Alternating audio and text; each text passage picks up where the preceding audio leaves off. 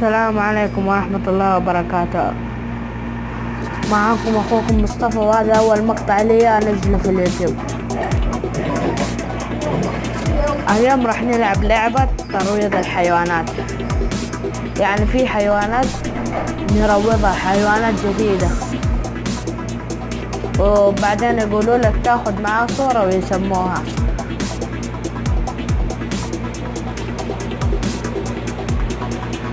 بس أخذت شيء في هذه اللعبة إنها جالسة تعلق، يعني ما تشتغل بسرعة.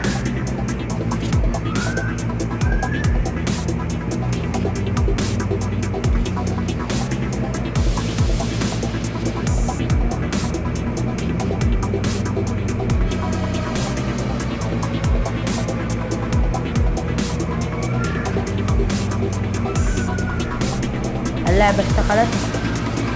الفيل روضته، والجاموس روضته، وماذا اللي فيه له خطوط ما ادري ايش اسمه روضته. ايش بطيحني؟ الحيوانات الثانية ما تطيحك، تكون راكب على شوف كيف تسوي.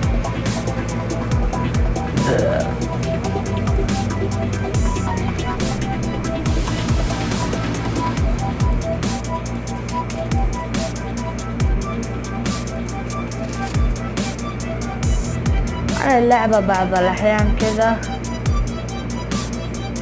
بعض الأحيان اللعبة هذا ما تشتغل زي الناس، يعني يدي تفلت من هذا. شوف الفيل يطيحك، اما هذول الحيوانات ما يطيحوا كل شيء عشان الفيل ضخم.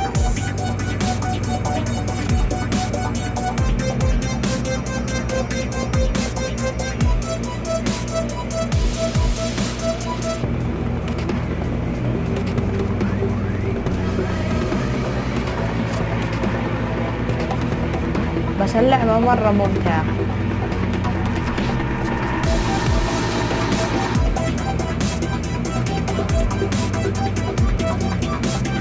اللي يعرف كيف ألعب مع أصحابي في هذه اللعبة يقول لي في الديسكريبشن.